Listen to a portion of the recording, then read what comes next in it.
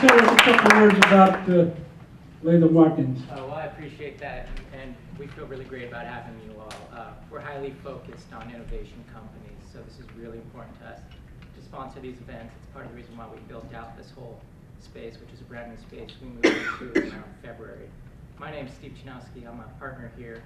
I specialize I'm in the corporate department doing technology transactions, licensing, joint ventures, and some of our clients here I know I work closely with Viasat and others. So anyways, welcome, and it's going to be a great presentation.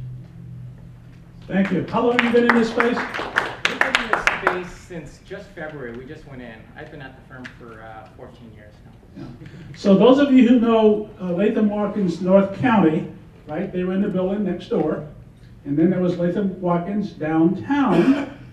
They took all those lawyers, brought them all up to here, and built this building out just for them, just to their specs. And I tell you, you'll find, I don't know if you walked around this space, but it's really, could not have a better design. Thank you. Am I supposed to go the other way again? Back to Magda, where she is. Okay, so as I say, this is Magda Remillard, who's on the committee, and I'll let her do the rest. Thank you.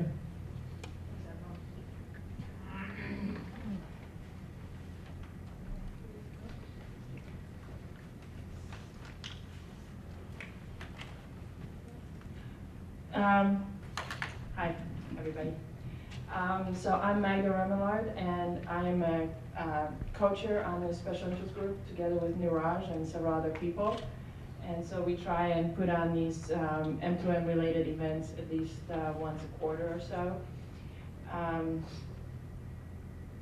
When it was my turn, I really wanted to focus on security, mostly because I'm with a company in the connected car space, and one of my kind of, horrible scenarios is some terrorist hacking a hive of cars all interconnected together into the infrastructure. And I'm sure you've heard of people hacking cars through tire sensors and what have you. And imagine, I imagine, somebody hacking into them and disabling your brakes or your tires or whatever, and that's kind of my nightmare scenario. And I'm at Sunveer at Qualcomm. He works for the All-Join group, and we've had some good discussions about All-Join and how it might work with the connected car, and how important security was for that to work. Then this morning, I actually was doing some research online, and I came across an article that says that Fortinet, a company that does some kind of research, conducted a survey of customers to find out what people think about the security and privacy concerns of the Internet of Things, specifically as it applies to the connected home.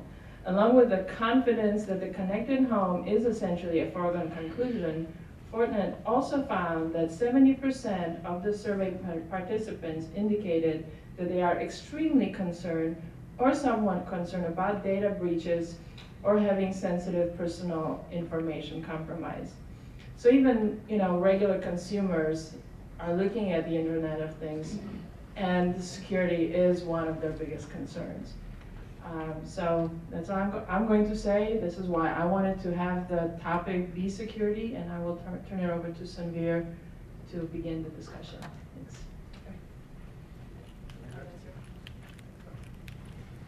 Okay, well, thanks.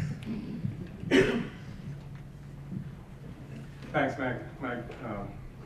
We're here today to talk about M2M and security. So M2M in itself is a topic that's combined with the Internet of Things is becoming a very, very big topic that a lot of companies are starting to pay a lot of attention to, primarily because of the numbers. And these numbers that are being thrown out, whether it's 25 billion connected devices or 50 billion connected devices, is something that gets companies interested, but are we going to get there with the security paradigm the way it exists today? What's happening is in order to get to those kind of numbers, the price of these devices is going to have to come down substantially. And that's really what's going to drive the numbers to those points at the end. But if security exists the way it is today, will we ever get to those numbers? Is the fact that these devices are getting cheaper, are we starting to compromise on security in ways that will affect things, not just on those devices itself, but once a device that gets broken into, even if it's a trivial device like a light bulb or a refrigerator, does that become the weak link that eventually lets you get into your entire network and bring it down? So when security has always been a very, very integral part of the internet, right? In the past, we used to only worry about it in the context of financial transactions or national security or infrastructure security. And because of that, you were able to put large amounts of computational horsepower and just people on those problems to help solve them. When you get to these small devices, is that possible? That's what the gist of this particular discussion is, and we've assembled a distinguished panel over here that comes to it from many, many different angles. So I think it'd be nice to get everyone's perspectives on how they plan on, or how they view the security problem and how they plan on attacking it. So, one of my jobs as a moderator, thankfully I don't have to actually answer these questions, I just get to ask the questions. And it'll make my job even easier if all of you ask the questions as well, and I'm happy to walk around with the microphone if that's what it takes. But let me introduce the panel, and then we'll have each of the panelists give a short introduction, and then we can take it from there. So to my right, David Trill, who's from Verizon, and maybe you can give your presentation, and then we can go through each one of the panelists. Sure. Okay. Sure. Right. Good evening, everyone. So my name is Dave Prill. I'm with Verizon Wireless's machine-to-machine resell team. I'm a partner program manager that focuses on helping identify and onboard solution partners that embed cellular connectivity into their turnkey solution bundles they offer their end customers. In this case, we're looking at a couple different service channels. I think M2M went hot and heavy early on within the B2B marketplace.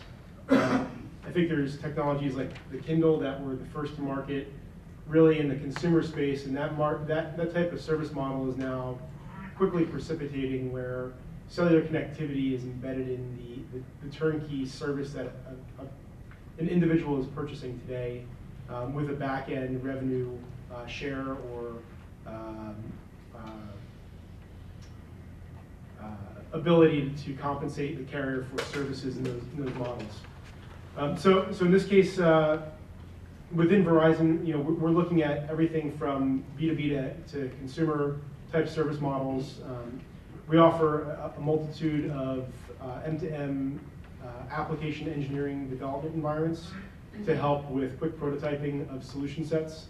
So in this case, we see lots of devices hitting the marketplace that are, we'll say, horizontal in nature. Some of them are very specific in their application set that embed cellular connectivity.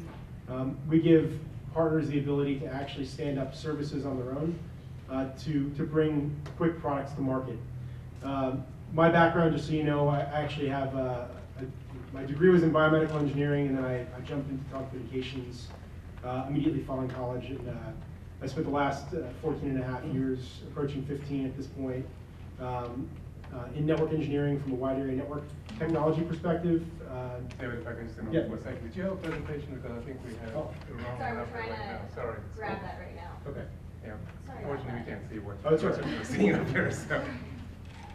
Trying to grab that PDF from Tagnals looks great though. Thank you.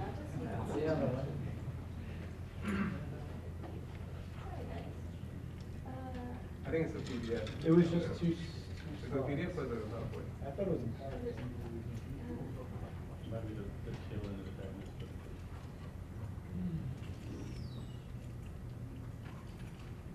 That was cool. No problem. Okay, so my background has been in wide area network design from a carrier perspective. I've done some application engineering and emerging technology solution sales as well, and recently crossed over about 3 years ago into the wireless spectrum. So, my take on security in this case and how to provide secure environments is probably going to be a little different than the other panelists here. We look at network-centric security and how a carrier service offering can help secure endpoints, provide closed network service offerings, and keep devices off the public internet. So when we talk about device security, we look at building specific private networks. In this case, APNs or access point names are what people are familiar with within the cellular community. In this case, we're able to apply private IP addressing, RFC 1918 private IP addressing to these devices. We offer a couple different routing options as well, mobile to mobile, where we can have any mobile device talk to any other mobile device within that APN or within that private network. We also offer mobile to host type service offerings where the mobile device can't talk to other mobile devices. It can only initiate dialogue with a host destination point. And fundamentally speaking, the carrier networks are a little different than traditional wide area network technologies. In a traditional wide area network, you have lots of network routing. Within a carrier network on the cellular side, it's really just one big giant network, one flat architecture that doesn't do a whole lot of network routing between nodes. It's one giant subnet, so to speak. So within our design specifications, we help take individual policy management and we can map that into discrete IP ranges. We also have the ability to set up other closed community in groups within that private network as well to try to curtail the amount of cross-contamination of traffic and segment it as much as possible. In this case, by controlling access, we keep devices off the public internet, which also means you're not having requests generating traffic. On the cellular network side, within machine-to-machine, we're seeing a very high, I guess a couple different service models. We see very low usage, high proliferation, so lots and lots of volume, but very, very little actual data usage. And an example there would be vehicle telemetry applications. On the flip side, we have very, very high bandwidth applications with far fewer endpoints, and video signage would be another good M2M example of use case there. But in this case, within that low end side of the house, we're really trying to provide options for our customers to not increment additional costs within their structure so that they're developing products that are competitive in their market segment. The other thing that we're able to do is build performance-oriented designs for private networks. And when we talk about that, we're looking at latency considerations and effectively trying to mitigate backhaul concerns. Again, RF and cellular is fundamentally different than traditional wide area network technologies. There's a lot of potential backhaul of traffic without really knowing how a mobile carrier operates. That's really where our specialty comes in, is really understanding application requirements, performance requirements, and engineering to that spec. It also allows you to do end-to-end auditing. So in this case, if you're looking at HIPAA or FDA or PCI DSS type of security audits, we're able to treat this as closed community, closed architecture to try to curtail the amount of encompassment within that auditing structure. And the last thing is that, or a couple last things here. There are a lot of concerns right now with being able to do SIM swaps, basically taking one SIM from one device and popping it into another. I think it's a huge security concern. There are ways of preventing that behavior from the carrier perspective. We're able to look at AAA servers that effectively match and pair up the mobile number with the actual device itself. We also have APIs and SDKs that allow you to do performance management and try to mitigate overages, concerns like that, as well as this type of potential security vulnerability doing SIM swaps. And then, the last thing I wanted to close with was the MVNO community was a great enabler for machine-to-machine early on. And if you're not familiar with MVNOs, they're mobile virtual network operators, effectively wholesale aggregators of services. I think, like I said early on, they were a great platform for M2M adoption. I think now that we're getting into more specialized application sets, people are demanding more use and control, and from a tier 1 service provider perspective, that's really where our forte is being able to deliver specific networks and specific topologies to meet customer demand. That's really that's all I want to present here and give you a little background on the carrier perspective on security. Right. Thanks, David. So, from one carrier that you're probably all very familiar with, Verizon, let's get the perspective from VSAT as well, which I just learned about on the many different areas that they're involved in. And from VSAT, we have Ian Allison.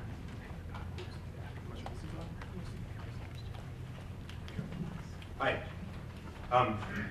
So let me get past this. I'll just give you a quick overview of who I am, and then I'll give you an overview of Viasat and what we do. So my name's Ian Allison. I'm an offensive security engineer with Viasat. That's kind of the politically correct way of me saying being a hacker, getting a job. So that's kind of how it works. My job is to go in and take devices and break them in ways that the people that engineered them didn't really want them or think that they were ever supposed to work. And so through that, we find vulnerabilities in the issues in the actual applications that have been created. So one of the things Viasat does is, of course, you'll see in our regular name, we do satellite communications. Currently, we run a large commercial network called the Exceed network. So Exceed is, I would say, probably one of the biggest and fastest commercial satellite providers out there. We can deliver to a home about 12 megabytes down, about 4 megabytes up, so comparable to cable speeds over satellite. We're one of the few companies out there that can actually do that. And that's mostly through the innovation that we've done in our company, which is our satellite called Viasat-1, which has over 134 gigabits per second of throughput, which is about twice the throughput of any other satellite up in the air when it comes to internet capacity. When it comes to government systems, we've been in the government field for a long time. Our roots are pretty much in the government. We have started out with, we do tactical data links. So in fighter jets, when they need to have secure communications and information, our crypto's in there to make sure that it's there. We also create inline network encryptors, or HAPI devices. And these devices are the devices that the NSA uses to keep everybody else from looking at their information on the network. So the NSA basically comes to us to make sure their information is safe. So that's kind of where we're coming from when it comes to like a secure side of things. And so because of that, we're very strong when it comes to, I would say, secure networking. And the group that I'm in is the Secure Network Systems group. And part of what we do is a complete, I guess, security solution for networking. And one of the areas we're in, and we've been really working hard in, is critical infrastructure protection. So I have a lot of work that I've been doing recently when it comes to doing vulnerability assessments against critical infrastructure and seeing what the vulnerabilities are out there, what the bad guys can do if they get into your grid, and then what we can do to make sure that we can keep the grid up while making sure the bad guys can't continue to do what they're doing.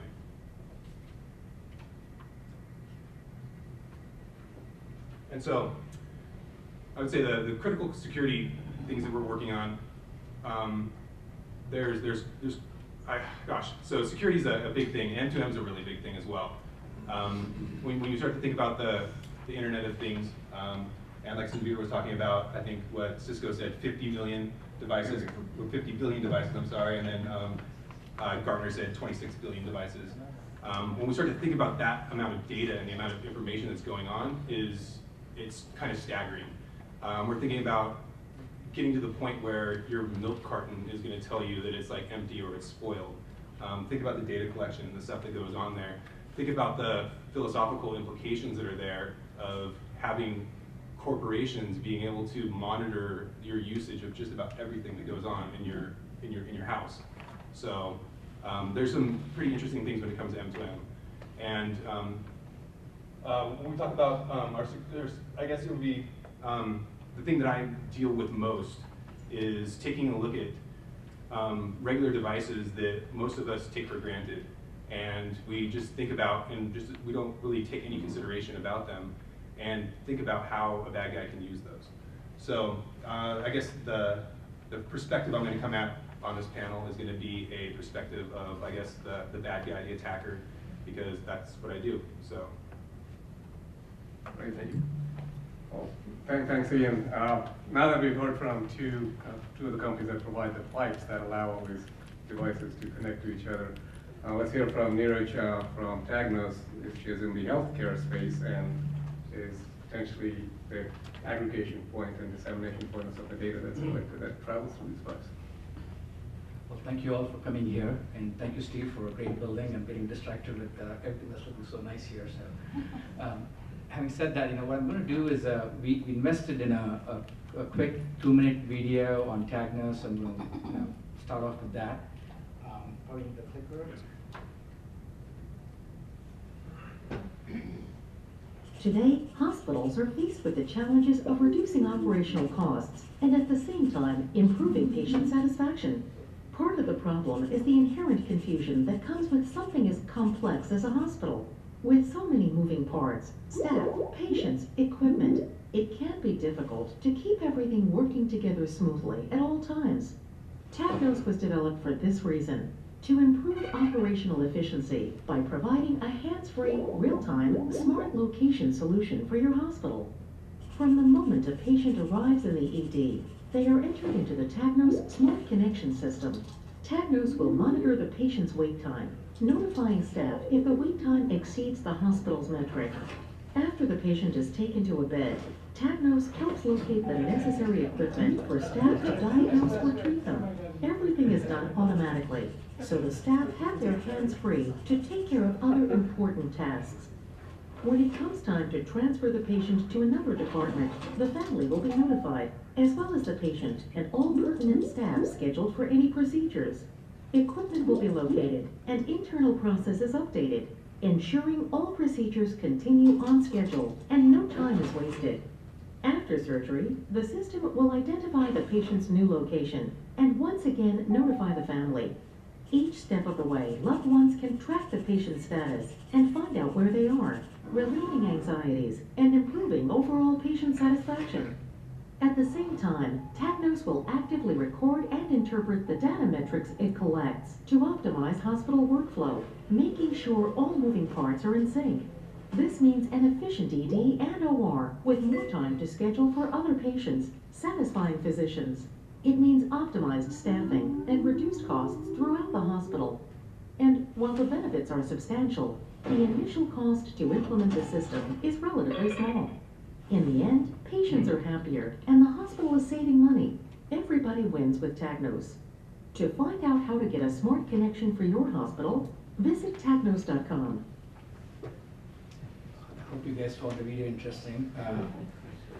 That I'll just go through a couple of slides and give you my perspective about the topic today.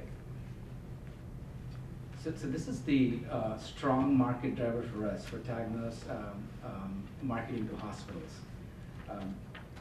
There's a lot of debate on healthcare reform on the consumer side, but there's no argument about the changes that are happening on the provider side, which is hospitals. There is a lot of fat, and hospitals are being forced to become more lean and are being forced to do more with less. And Medicare has changed the reimbursement model, as you can tell from the slide.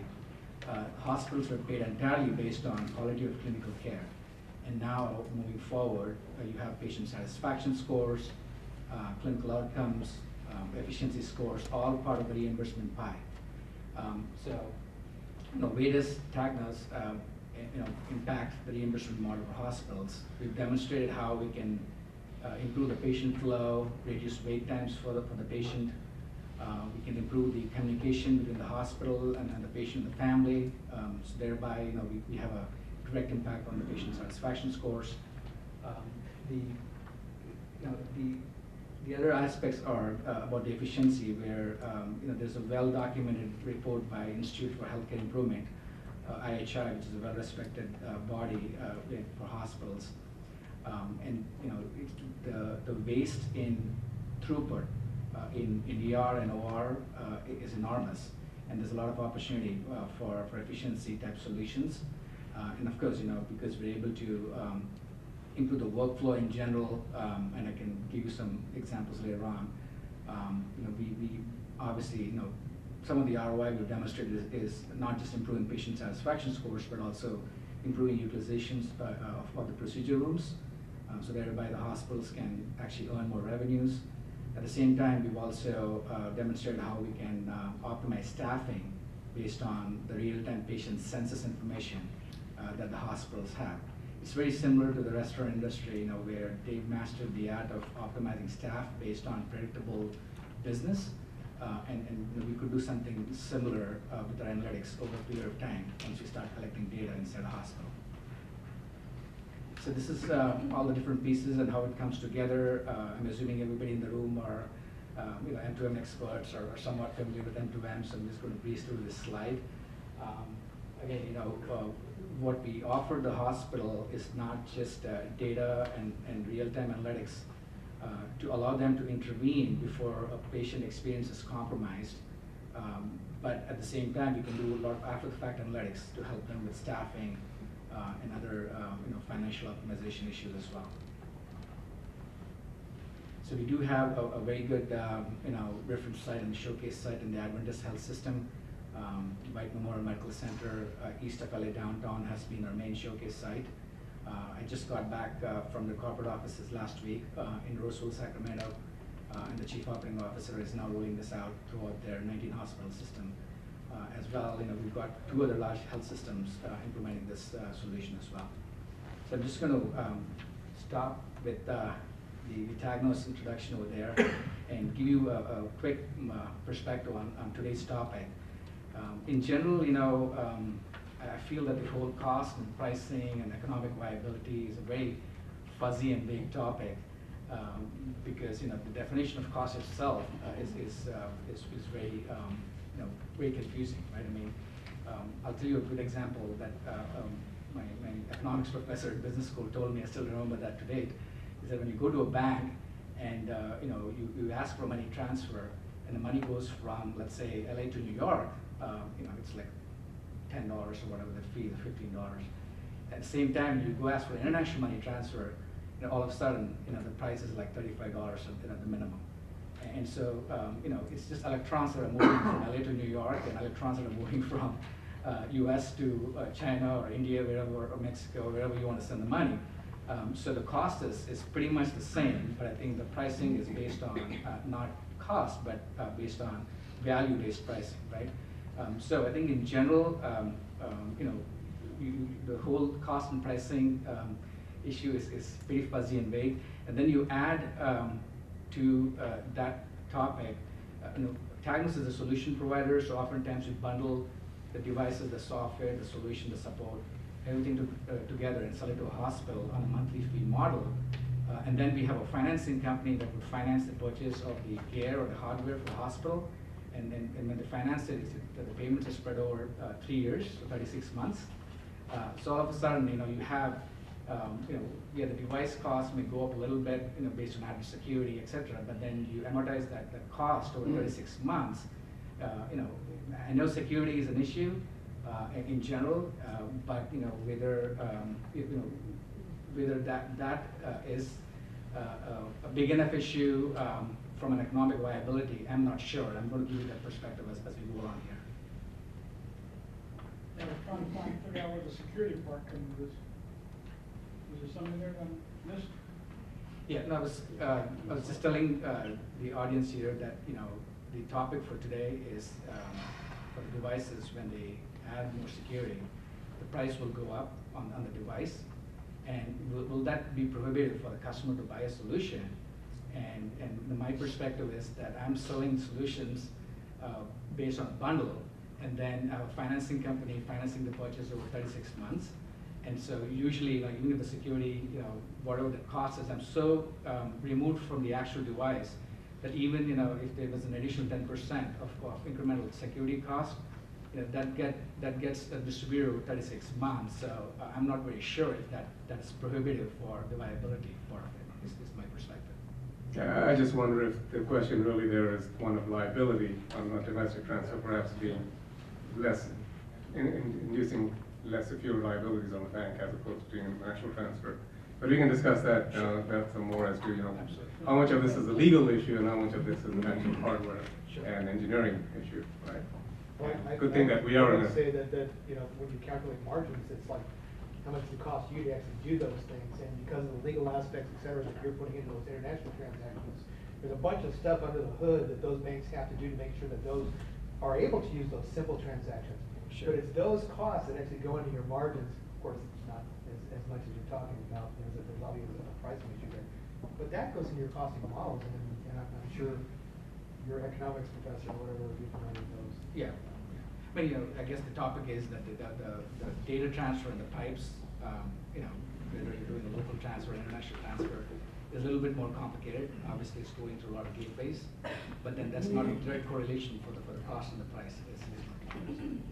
So I know there's probably tons of questions in the audience. We have one more panelist, Philip. I think you can talk about it from more of from InterDigital, from the standards perspective, which I. Standards and networking. Right, so let's spend a couple of minutes on that and then we can get into some questions. And I have the mouse here, so That should work. okay. Right, my name is Phil Brown. I am with InterDigital. I have been, well, I'll start carbon dating myself here. Been in doing software development for in excess of 30 years. Started out in process control and embedded systems, and wound up in 1987 discovering this interesting business called cellular. And I made a kind of a turn in my career and decided to stick with the wireless and cellular stuff, and it's actually been pretty good to me. So I've been involved in standards proper since 1993. So I was doing telecom standards for about that long. And most recently, joined InterDigital about 3 years ago and came right into the M2M R&D team and have been supporting M2M standardization efforts for that time. InterDigital is perhaps a name that is known here. If you know Qualcomm, then you're probably familiar with InterDigital's business model as well. We invest very heavily in R&D, and like I said, I've been supporting, we have a number of different efforts, but my focus is on M2M standardization. So we have a team of about 25 or 30 engineers, and we've actually been developing, this team has been in existence since 2009. So we have been following the space for in excess of 5 years. Since 2012, we have had a software delivery or service delivery platform, as we call it, which is a proof of concept system for a horizontal machine-to-machine service layer, putting some of these ideas into practice, and in particular the green layer there up above the network and transport. What we see is some middleware that is really needed to enable the breaking down of the silos has been kind of a common theme here. And so up at that top layer is there's the excuse me, the SIG Technical Committee on M2M, and in the last 2 years there has been a global partnership project called M2M that perhaps not enough people are aware of, brought to you by the same standards organizations that brought you 3GPP. It is ETSI and TIA, ADAS, and the Asian SDOs, Chinese CCSA, ADAS and TTA and TTC from Korea.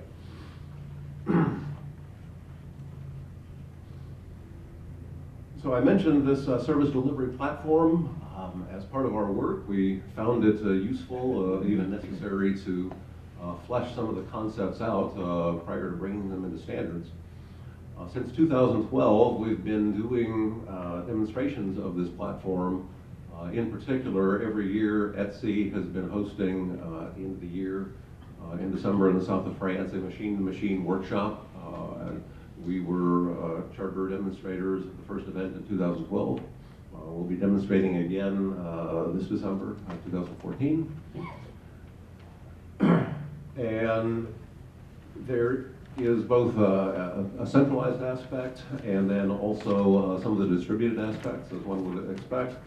I'm not going to try to touch on all of the architectural aspects here, but we have proof of concept for devices, for gateways, for servers, and currently in investigating basically an M2M service layer in the cloud. So finally, the vision here, and again, a number of panelists have touched upon the numbers that are involved, the attention-getting numbers. And we've had some discussion among ourselves before the panel about what it's going to take to actually realize this vision. And a lot of it is kind of a modular approach, as you can see. Certainly standards is one big piece of it, but then the value add is a necessary component as well. And to try to bring this home, interestingly enough, because we've been coming at this from an R&D and proof of concept perspective, frankly, security has not been at the forefront of that particular R&D effort. We have more recently begun to draw out the security aspects because that is what folks are expressing a lot of interest in. But primarily, the security tools and mechanisms from a protocol standpoint that we're relying on are lower in the protocol stack and network and transport layer.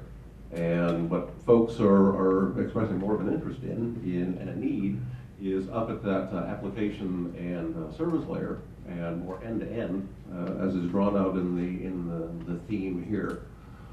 So I can certainly talk about what is and isn't happening from a standardization perspective there. That's actually a very difficult problem. And so, Great. on that as we go through. Yes, actually, that's a good point, and I did want to kind of move forward on that particular point itself. We oftentimes talk about security at the transport layer, right? We had a number of discussions, and there's been plenty of work done in that area. And I wanted to actually direct the question to Neeraj first, because I think you provide an end-to-end solution, right? So from your perspective, what are the security concerns that you worry about? Is it at that, you had one slide where you showed the end devices, the small devices, the devices that are actually collecting data from the patient or from various devices inside the hospital? Or is it the storage of the data in the cloud, et cetera, or getting the data to the cloud?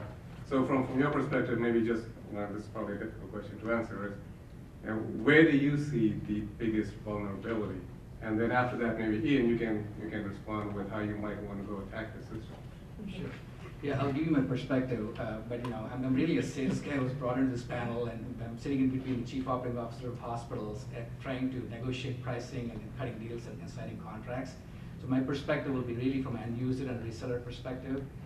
Having said that, I know that when I bundle in the solutions, you're looking at the security of the device itself, right? Because the tracking device that we place within the room, and we deal with a couple of the end-to-end devices, different manufacturers. Right? Some people want to do it at the power supply right here, and so then the CIO would be worried about the physical security of the device itself, right, to begin with. And of course, in those situations, I've seen companies or manufacturers provide us like safety locks for the device to the wall, so that people won't just plug it out and go home with it, right? So there's a physical security part of that for the device itself. And then you follow the pipe, right? That I gave you the architecture diagram a little while ago. It goes from the tag to the reader and then to the hub, somewhere that's in the ceiling that's fairly secure. But then whether we install the solution within the firewall of the hospital or you actually deploy it in the cloud, obviously makes the security issue simple or more complex, right? And if it's on the cloud, then again, from an economic viability standpoint, it's great. All the software is moving to cloud, so the security aspect of the software is also moving to cloud. Then from the economic standpoint, it's great. But then the complexity and the legality, as Senator was pointing out earlier, obviously becomes a little bit more complex, especially in a healthcare setting when you have all the legal issues like the HIPAA, patient confidentiality, So a lot of times when we send out messages to the patient and the family, we remove the patient name, we remove the procedure name. We would say, you know, tag 151 is in the recovery area, kind of for the family member to know that they're recovering in the recovery area, and it's time for them to start driving to the hospital to pick them up, right? So the tag, the bracelet that the patient wears, you know, that we provide, and the number of the tag becomes the passcode, essentially, for the family member. So we take care of the HIPAA sanitization of messages, you know, going, leaving the hospital. But then when you're trying to put the solution entirely in a cloud, then, you know, you have, like for example, Stanford Health System recently moved the entire content on cloud. It's a company called Box.com, a Silicon Valley company that provides the cloud-based content for Stanford Hospital in the area. So that's on completely on different end of the spectrum, where, you know, essentially somehow the hospital is now confident enough of taking that to that extreme, and at the same time, you know, you still deal with some I would say traditional, you know, CIOs who still want to own the data, keep it within the firewall. So I think it depends on who the hospital is and how they want to approach the solution. So let's actually talk about the device itself, the actual collection point of the data, right, the sensor. Is that a potential vulnerability or weak point in the overall end-to-end solution? And this is not necessarily just talking about your industry, but, you know, when you start looking at the wider scheme of M2M. Because at the end of the day, when you look at end-to-end solutions, you're looking at something, a very small device that's actually collecting data, right? And if you spend all of our time concentrating on making sure that, you know, the cloud is secure, and there's been, you know, we've had 20, 30 years of internet experience trying to ensure that that stays secure. It's that small device that we're most concerned about. And to come back to kind of the main theme of this discussion is, at what point and what kind of trade-offs do we need to make in order to ensure that the cost of that device stays low, but yet it has security that is something that cannot be compromised. You have a question there? Yeah, after that. Let him answer. So Ian, maybe you can address that from a perspective of, you know, how easy it is to get to some of these devices, and if you have some examples. Yeah, sure. No problem. So, first, we'll hear a little feedback. Okay. So, to me, I think the most vulnerable aspects are the small devices that you have access to. Something that a user has access to, and then the wireless mechanism is used to communicate back into the collection device. Because as a bad guy, I don't care really if you hand me your computer, I can take whatever I need to from it, right? Your cell phone, I can pull any information I want to off. Same thing with a small device. If the small device hasn't been, I guess, architected properly, the ability to get in there and take information is pretty interesting. Like, for example, there's ZigBee is a well-known communication protocol that's used. And a lot of ZigBee devices run off these small little low-power ARM chips. As a bad guy, as soon as I can get access to one of those ARM devices, I can very easily use a piece of $15 hardware to dump the memory out of that and pull the key directly from the ZigBee device. That gives me full access to your entire ZigBee network, because you guys, usually they use the same key for a lot of them. There's also over-the-air provisioning as well with ZigBee. It's an awesome idea, but the problem is the first time they do the over-the-air is via plaintext. So with a sniffer running, I can have access to your entire network if we have a key authentication that goes on. So wireless communications are a very interesting attack vector when it comes to things, and especially the embedded devices themselves. I mean, all it really takes is access to, gosh, I would say under $100 worth of equipment to really do some very serious attacks against them. There's open source tools out there that you can get directly and just use them easily. I'll get to you. Let me just take a question from the audience, and then I'm sure there's something on the Spanish side that you want to talk about. So. Yeah. Go ahead in the back. Okay, so I think you put your finger on the point. Going back to what you were saying, there is going to be one unlicensed bank plus the cellular network, because you cannot have all these small devices in licensed banks. Yeah. So these things are going to be very, very small devices. Yeah, they're going to be And- ISM bands. So What I would like to know, okay, Bluetooth, Zigbee, they have all their cousins. What is the solution instead of talking about the cost and the deployment and the standards and the cloud? So I think we are putting the cart before the horse. What's the solution? At least what's the problem? How can you fix the Zigbee problem? how can you fix the Zigbee problem? If you had all I the mean, resources, that's- like how do you with make all it the secure? resources? Okay, first thing you do is you ensure that it's not trivial to have access to machine memory from within the device you're creating, right? So make sure you have something like, there would be a zeroization. I know, for example, with our high assurance IP encryptor devices that we have that we sell to the NSA, as soon as somebody opens the case of one of those things, it is automatically wiped and you can't have access to it. The problem is with all these devices that we have access to, I can unscrew the back plate of the device and I can have full access, usually via JTAG connector, to any one of these machines. And it's trivial to be able to dump a ROM or an actual, like the entire memory of the system or the entire operating system for the system. So like, I guess I could say, for example, recently I just did an assessment against these 900 megahertz radios. There's these radios that sit up on poles and they're used for critical infrastructure. I mean, things like pressure, pressure devices on, it would be like an oil and gas pipe.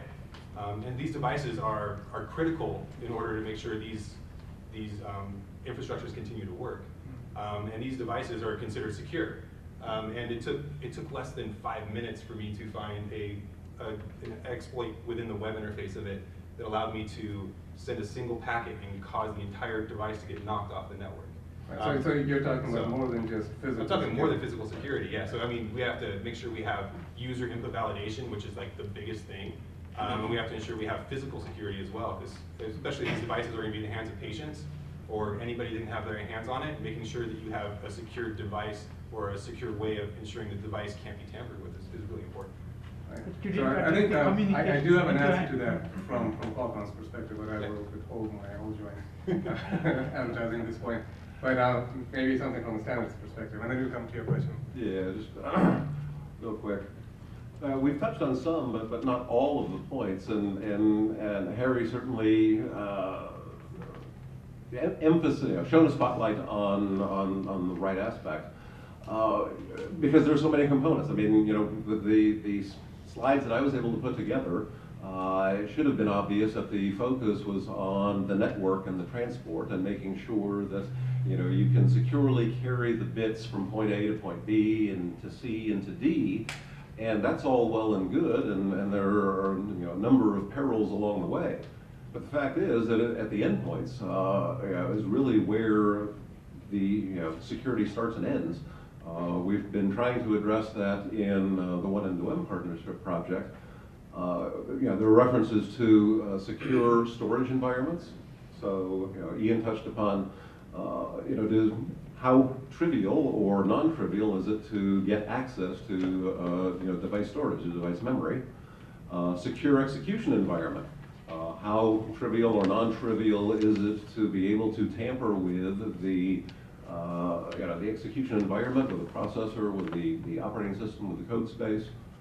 Those are all critical aspects of the security. And to start to put an answer to Harry's question, yeah, there are solutions, and they all involve trade-offs.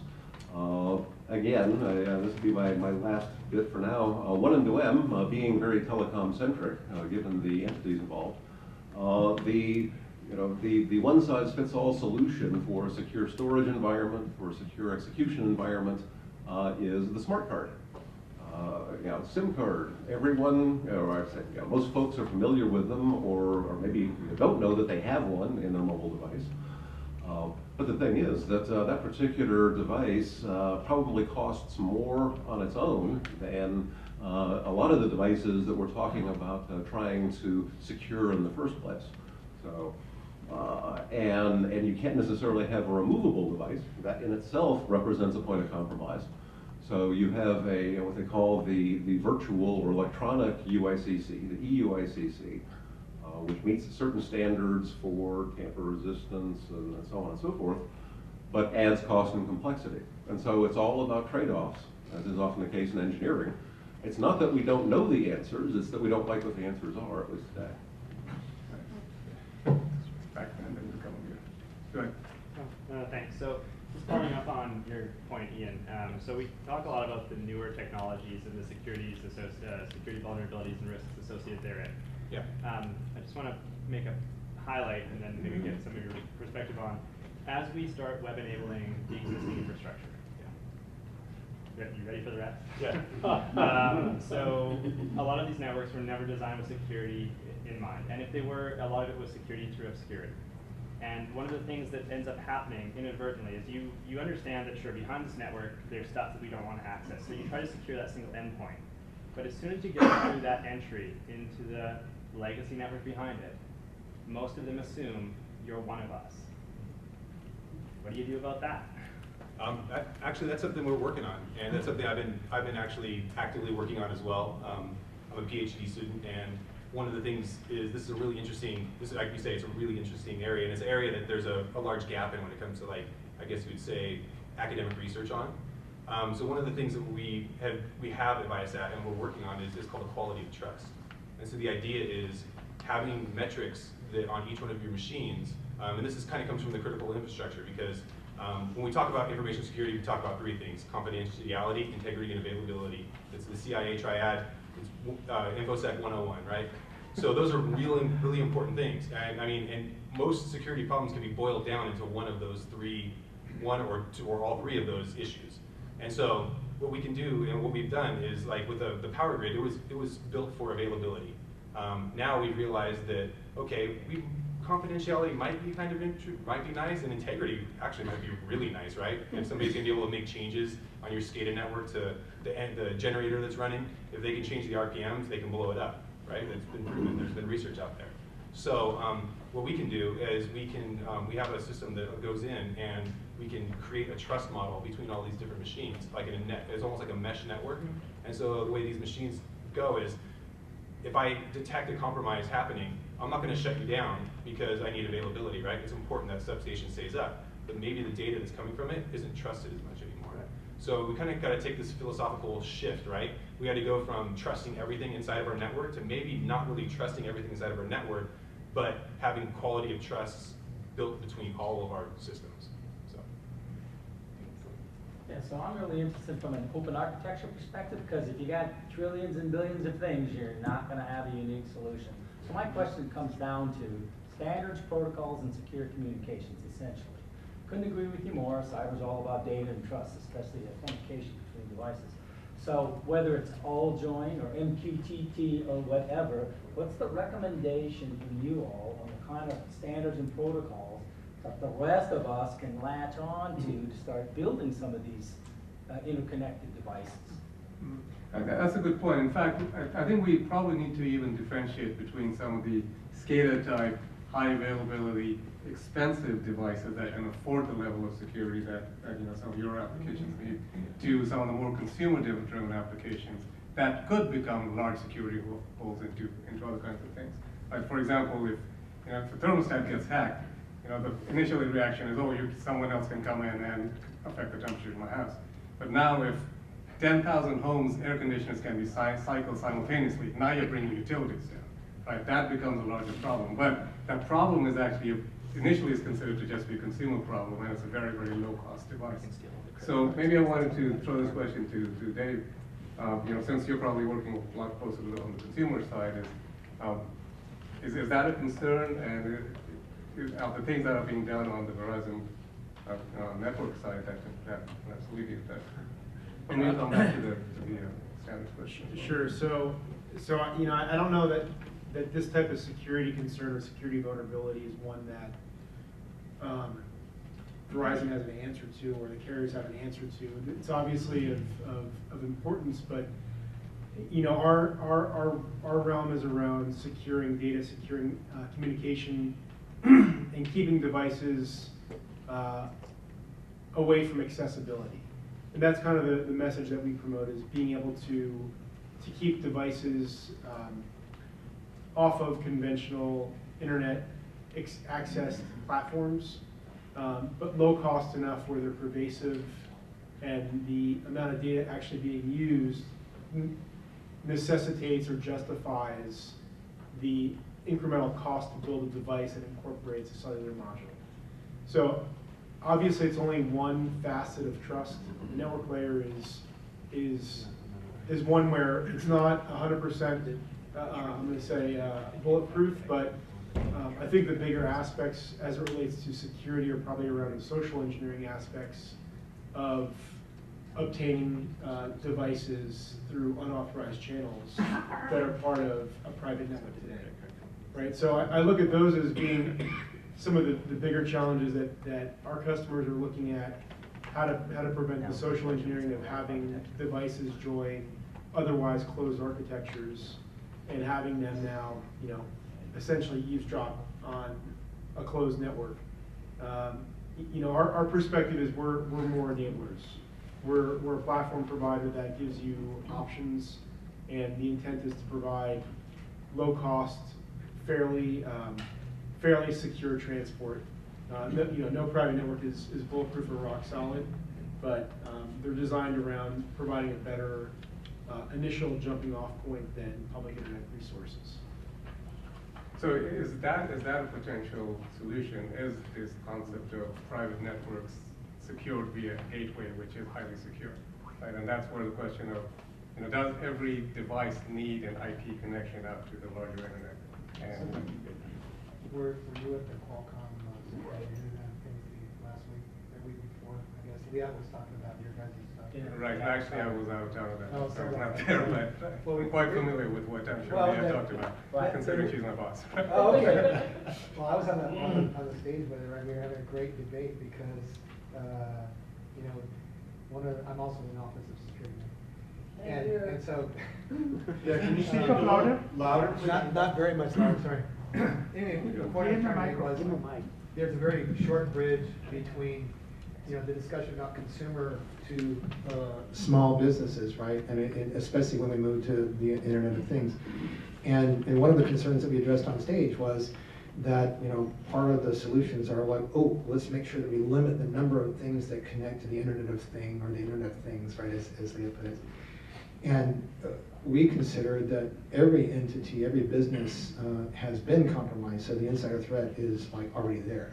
So to say that, well, we're going to constrain it from 100 things or 1,000 things from a small business or a consumer, connecting to the internet to 3 to 5 things, and we know what those are, it's just like encrypting. If it's already compromised before you encrypt, then when you decrypt, it's still compromised, right?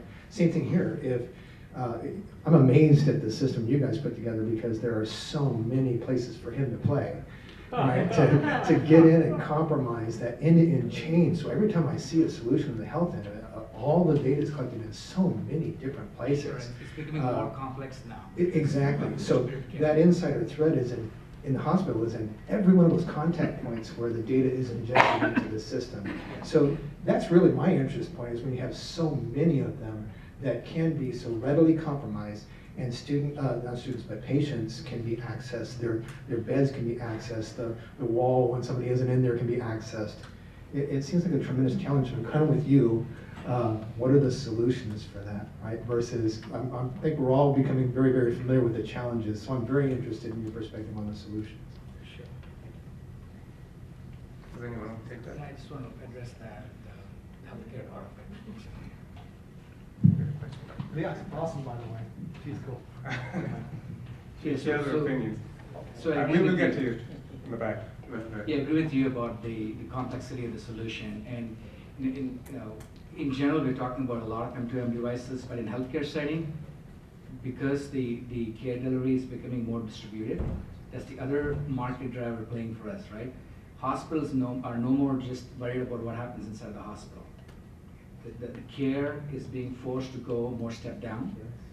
Patient-centered homes, skilled nursing facilities, all the way up to even the providing devices like TUNET devices, that Qualcomm provides, so that patients can plug in when they go home, and the hospitals want to still keep tab on that, right? So the whole topic of security in general in healthcare is becoming more and more complex, simply because the care is more distributed now, right? So that part is well taken, and it's just a matter of coming back to Hari's point.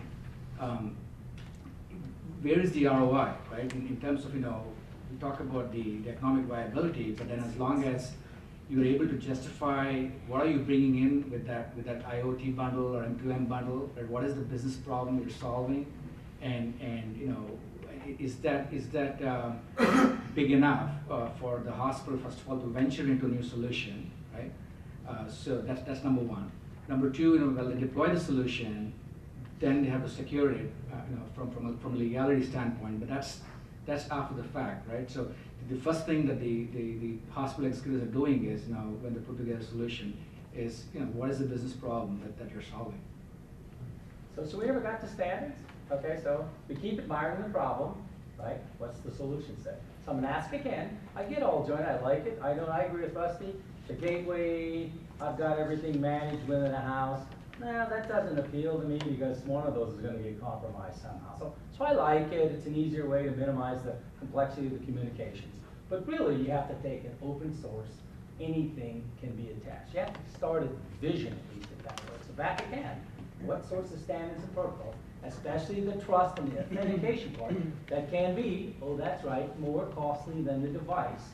What are we doing in that space? Wait, are we assuming open source means more secure? No, I'm saying, I mean open architecture. Okay, open architecture. In other words, So that's a good question, though. I'd like to get to that question. yeah, I don't, yeah, that's a good point, but no, I meant open architecture in that any-to-any.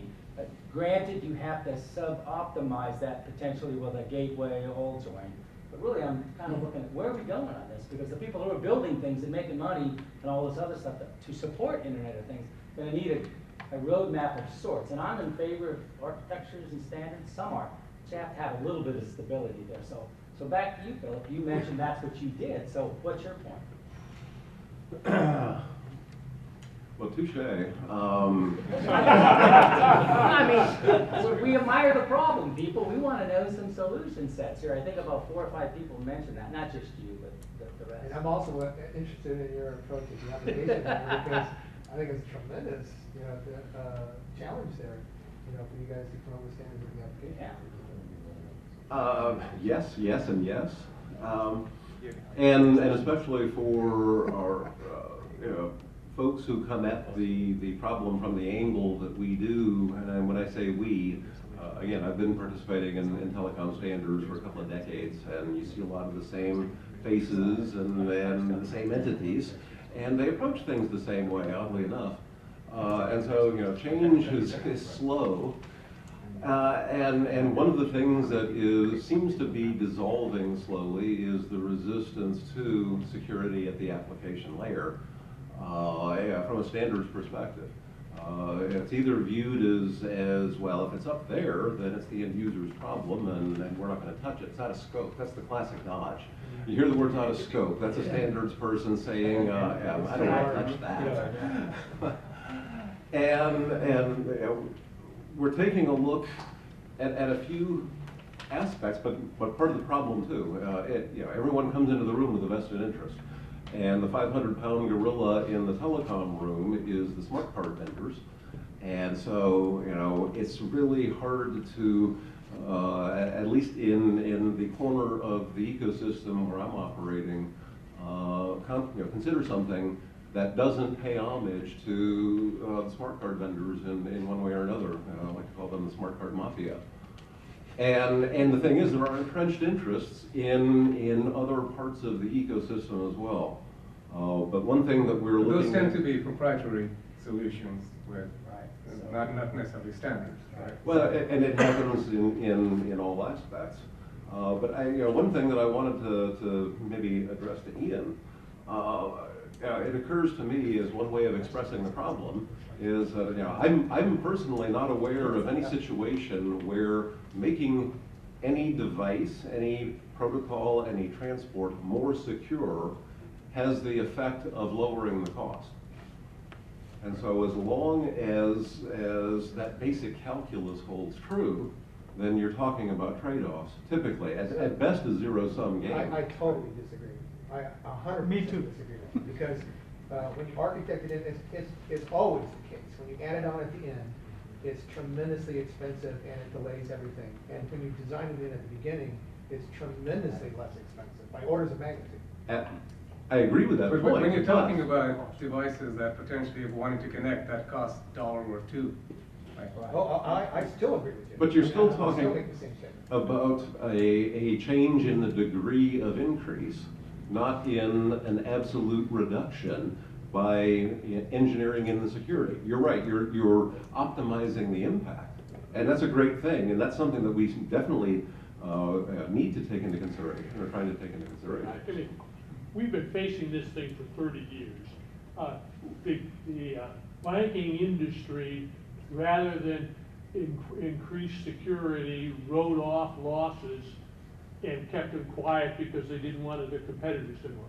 So the cost is not less to doing security. It's the cost of saying I'm not secure is very great. So the issue becomes when the standards community will stand up and say there are minimum thresholds in terms of security that people must incorporate, then this issue will go away. Until then, the only people who stand up and incur the additional costs for security are ones who don't have stockholders that they had to turn it over to. Because if they wrote it in the 10Q, their customer or their competitors got it, and it showed up in the competition. So this is not it is an issue that standards can address. And that's where it's got to come from. Either that or the federal government's got to say we're going to do it. So Bill, it's binary, MQTT or all joint or open architectural approach. I'm just You making might it want to binary. frame it that way, but Huh? What? I don't have to That's answer the just question. Did you want to take that? No, actually. Because we'll never get it resolved in the next 5 minutes. I mean, the first comeback is, okay, I mean, let's try to put something into context. But it's not, I would just push back a little bit on, it is not something that originates from the standardization community. And that's not a dodge. I'm not pressing the out of scope button here, because it comes down to the consumers of the standards. I don't do what I do because I think that I'm going to be the one that is selling something to end users or customers. The consumers of the standards, the organizations that build the products, are the ones that face the customer and ultimately drive the demand. If they come and say, this is something that needs to be in the standard, then the standards community, such as it is, will respond to that. And we're seeing some of that movement in the M2M space right now. And I just touched on some of the things that we're talking about within the context of one M2M, but that's really a small corner of the ecosystem overall. I don't know how much I can speak to other areas, but IETF and IoT really dwarfs what is being done in the wireless community. Right. So just to real briefly address the MQTT all joint thing, they're not mutually exclusive, and you can take that offline. There was a question back there, and then we'll come up here. Yeah, I actually didn't have a question, but I had a potential use case to address this gentleman's question, so that wants the solutions. So I just thought I'd share it with you. So I just came from a company with 32 million M2M endpoints in place, and I think I've seen this movie a lot. And I think the distinction is we have commercial business guys trying to work with security engineers, and where we got to is that, what's his name, Ian? Ian is always going to be right.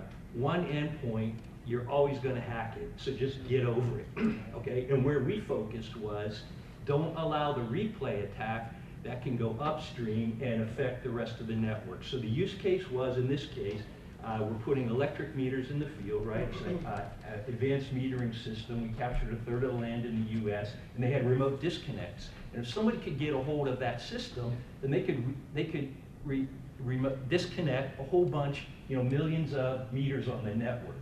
So Ian could go in there, he could do his hack job, he could get to a JTAG, he could dump the stuff, and he could take that meter out of service. But what he could not do is he could not come upstream, and the way we did it was with standards. Respectfully, David, I don't agree with the proprietary thing because it doesn't sell. Security by obscurity, I tried that and got hammered in the marketplace because everybody wants standards, so you gotta be over on a standards platform to do it. But we just used the same AES 256 encryption crypto that they're processing credit cards on. The price was okay, it wasn't expensive to put in the endpoint, it was pennies. in order to do it, right? And we had the ability, we just said, damn the torpedoes, he's gonna be able to hack one, but that key is unique, and from that point on, he cannot swim upstream, and that's a commercial solution that worked for us. I'm sure it doesn't work for some models, but that might be the way to think about it, because it feels like solving world hunger if you try to get all the way to the end point. You just give up on That's it. good. That's a good example. Okay. Other questions? I'll try, I want to make a point and then try to answer the question everyone's trying to answer. So, networking security. Okay. I don't think we're ever going to solve security, because you're always going to have that second grader who's sitting on a computer wondering what he's doing and accidentally breaks into a banking security system and has the cop show up. Because he's curious, because he wants to figure it out. And it's not just the 7-year-olds, it's the 70-year-olds too. As long as there's something to breach, you will want to breach it. There will always be somebody. So if we keep on trying to make things more secure, there are diminishing returns. But there are other industries that have already solved this problem. Banking has already been brought up. How did they solve it? By putting a minimal threshold that says it must be this secure, and then after that, pattern matching. What's different? Oh, you know, this doesn't really work so well. It doesn't solve all of the problems, but you can start identifying where at least there are risks. But I mean, if we just keep on trying to build a thicker and thicker door, people will just get heavier and heavier hammers until they can get through it. Mm-hmm. So I think one of the things you're saying is perhaps just being able to build, having isolated islands is one potential way to. Well, we could do that, but people will find a security. way to get from island to island. It's that degree of trust. So what do you mean by pattern matching? When you look at a society and you said that you've known somebody for 10 years and their behavior suddenly changes. Yeah, when it comes to information transport. I mean, if suddenly you've got something that sends data every 10 seconds and not suddenly it's sending it every second, you wonder what has changed. And maybe we start restricting them when they change suddenly until we are certain that this change is beneficial. And that's something where Verizon has direct control and access over. Just to say really quick, I mean, and that makes total sense. And I think the biggest problem we're going to have is data analytics when it comes to taking care of 50 billion devices that are all sending logs at that time. Being able to understand analytics and being able to scale your analytics to the point where you can actually handle the amount of material coming in and then actually be able to be actionable on it in real time, that's one of the big hard problems right there. So, I concur with that. Exactly. Yeah, thank you. So I do agree with you, but the sense that I'm getting is, gee whiz, we all understand the problem. We don't have the perfect solution. We have a little bit, so let's go to market with that particular one. Okay, makes perfect business, but I do want to go back to what Magda was saying about the car, the security, that stuff. There was a recent 60 Minutes where they were showing Dick Cheney with a heart implant, and Medtronic is not a small fry. It's like another 800-pound gorilla like Verizon. So all the marketing force and the intelligence and everything, they just turned out the wireless connectivity in the mix band on his implant. So there are significant problems, and I think we need to admit that we don't know the problem, or we don't know the solution, or part of the both. Well, I think we do know the solution, but the problem is the solution costs money. And that No, may- Dick Cheney could afford all the money that was there in the world, the whole NSA, everything, the whole US infrastructure was behind it. They turned off the radio, so it's not the money. There really wasn't a secure solution for him, for his doctor to get up-to-date information from his implant. The fact, right? Agreed. Point taken. There are corner cases that will eventually compromise security, which you can build physical. That's a physical security question, right? That was basically that his system got compromised. It goes back to what Magda was saying. It's all end-to-end security. You cannot put it in a silo as security at transport layer, security at the device layer. It's M2M. You've got to have it end-to-end. Right. Yeah, so Ian, I like what you said. You called it quality of trust. Yes. Yeah, I was talking to one of my colleagues a few months back, and he was talking about something he called compromised computing, which was build your networks and your systems as if someone's in there already. And it's amazing because you have a whole different perspective and mindset. Then you start wondering if something is rogue, someone's rogue. all of a sudden does it impact the rest of your system, just as this gentleman was saying earlier. And I think that's a great start, because then you don't have this effect of lateral impact on your network. But you know, when we talk about the devices out there, and the thing we hadn't talked about is there are going to be different levels of devices, right? Some will be very simple microcontrollers. Others will have microprocessors combined with them.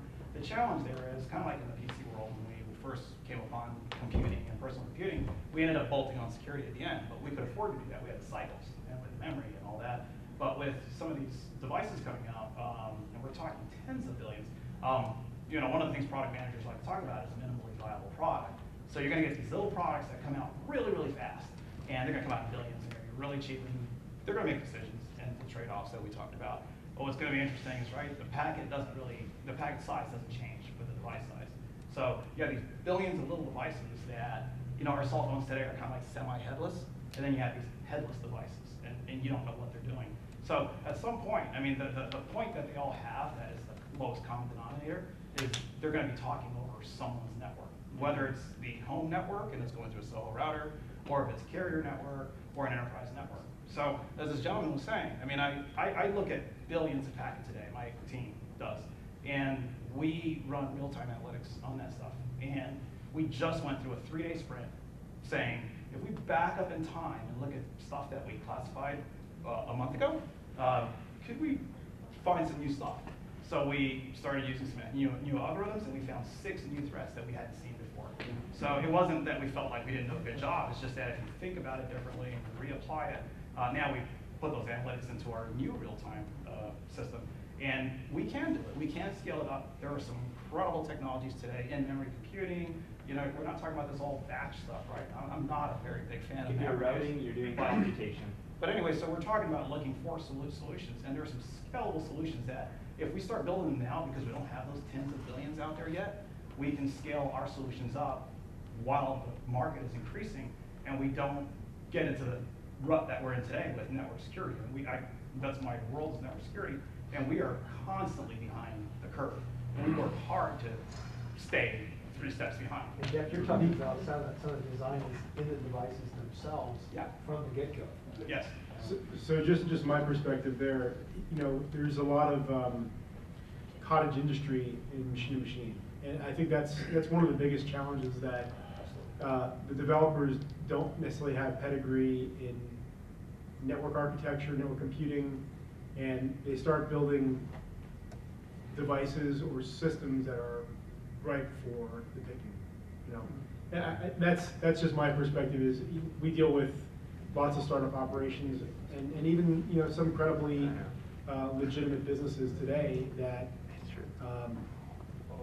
that feel as though they are starting this from square one with no real idea of how to do any real system architecture. They have an idea, they've got a funder, they've got an engineer of some sort who can build a device and a piece of hardware, and it goes straight to market. And that's a good point. Is the answer to all of this that we just don't allow these smaller companies to create? Or does this become the domain of just a larger company that they want? That's not what we want, right? So that's why it's the building blocks, perhaps, and it's a company that can create those building blocks and provide solutions. But also why standards are so much of interest, because those people, they have access to standards, and the standards have to accommodate just a tremendous variety of devices that are emerging, but also being used by people who have maybe minimal training. But if they can refer to standards that are updated and keeping up with the trends and the new devices that are coming out, I think they have much more of an opportunity. So the carrier's taking the, you know, on that side of the equation, the carrier's taking the side of protect ourselves. So the only thing that Verizon cares about and the other carriers care about is protecting themselves from liability from other potentially harmful solutions. So we do our level of testing and benchmark and put solutions through our open development scrutiny. But the reality is, so long as it doesn't harm us and necessarily doesn't harm another customer, we don't care what they do, right? And that's a very broad statement, but it's around everyone fending for themselves in terms of protecting what's most critical and important to themselves. Yeah, this whole question of liability, I think, eventually does always come up, right? you know, if Verizon is looking out for itself, you know, and every other company is looking out for their little piece of it, who's worrying about the end-to-end solution? At the end, that's really where it's between these little islands that gets compromised. And you hear the passion come from me because we're focused on those little companies. And how those companies can protect each other from other companies just like them.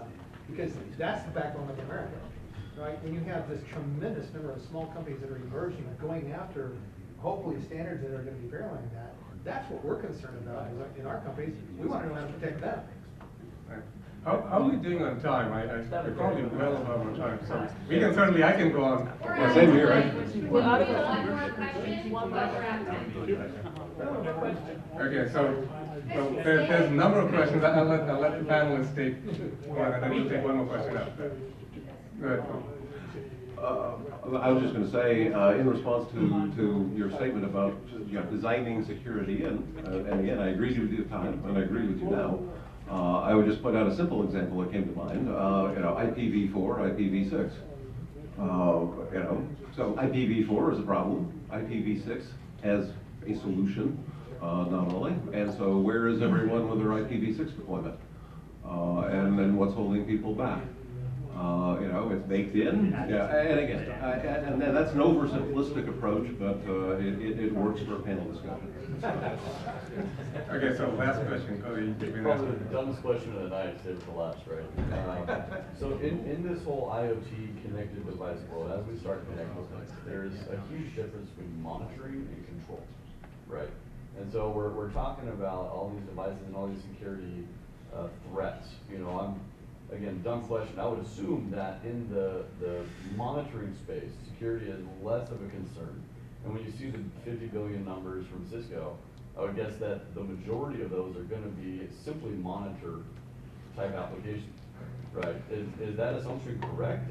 Are there different ways to approach the solutions? I can. Do one of you want to take that?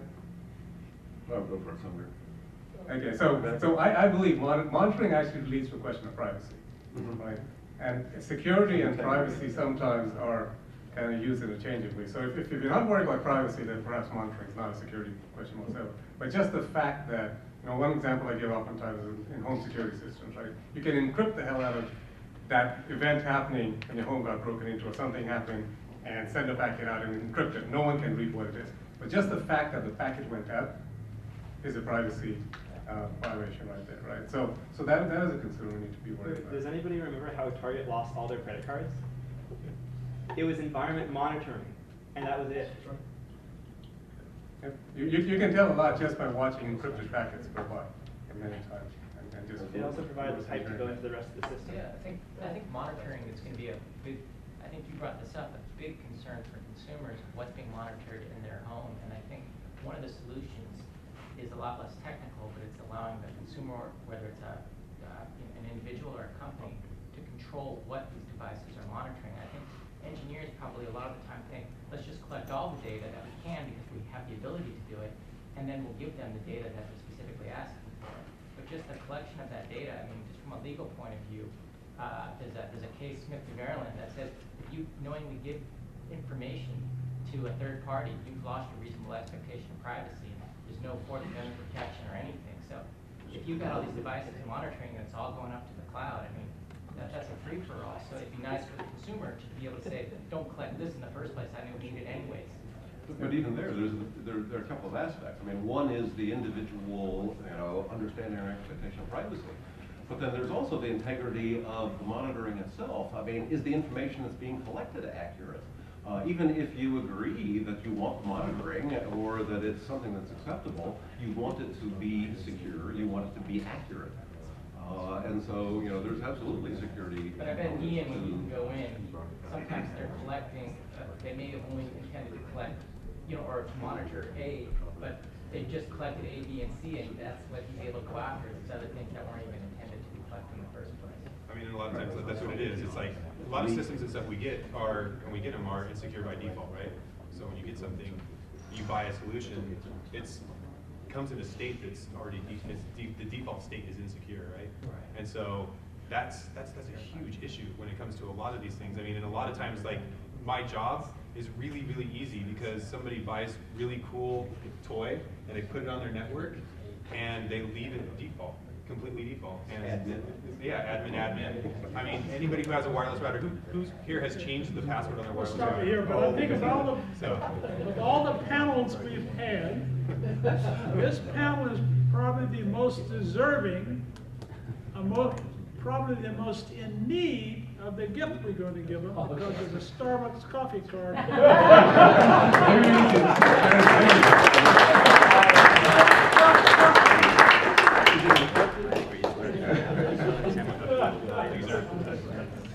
Yeah, not to make the topic more complex, but if you look at the Bitcoin industry and the security issues involved there, I was actually having coffee with a lawyer for a Bitcoin company, and that is changing the dynamics of the security altogether. It's a complete different space altogether. Well, thank you all. I think we're going to shut the mics up. Do you have a card by any chance? I don't have it. I certainly do.